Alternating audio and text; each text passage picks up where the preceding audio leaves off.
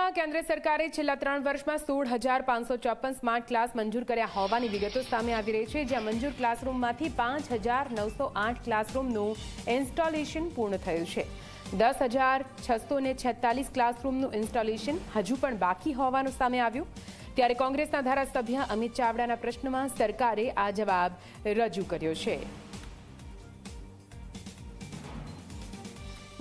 વધુ માહિતી સાથે ફરીથી સંવાદદાતા હિતલ પાસે જઈશું।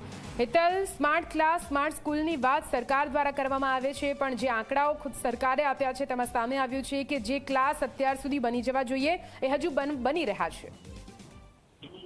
જી નિધિ, ચોક્કસ એવું કહી શકાય કે કેન્દ્ર સરકાર દ્વારા છેલ્લા 3 વર્ષમાં ગુજરાતમાં 16,554 જેટલા ક્લાસરૂમ સ્માર્ટ ક્લાસરૂમની મંજૂરી આપવામાં આવી હતી, પણ ક્યાંક ને ક્યાંક રાજ્ય સરકાર એ બનાવવામાં ઢીલી ઉતરી છે એવું કહી શકાય। રાજ્ય સરકારે પોતે સ્વીકાર્યું છે, કોંગ્રેસના ધારાસભ્ય અમિત ચાવડાના પ્રશ્ન જવાબમાં રાજ્ય સરકારે સ્વીકાર કર્યું છે કે મંજૂર થયેલા ક્લાસરૂમમાંથી 5,908 જે ક્લાસ સ્માર્ટ ક્લાસરૂમ છે એ જ ઇન્સ્ટોલેશનનું કામ પૂરું થયું છે। હજુ પણ 10,646 જેટલા સ્માર્ટ ક્લાસરૂમ છે એ બનાવવાના બાકી છે, અને ક્યાંક ને ક્યાંક જોવા જઈએ તો કેન્દ્ર સરકાર દ્વારા જે ખર્ચ રૂપિયા 1.58 લાખ છે એ પ્રતિ ક્લાસરૂમ ફાળવવામાં આવ્યા છે, આમ છતાં કામગીરી હજુ પૂર્ણ થઈ નથી। જી બિલકુલ હિતલ, પૂરી માહિતી માટે આભાર।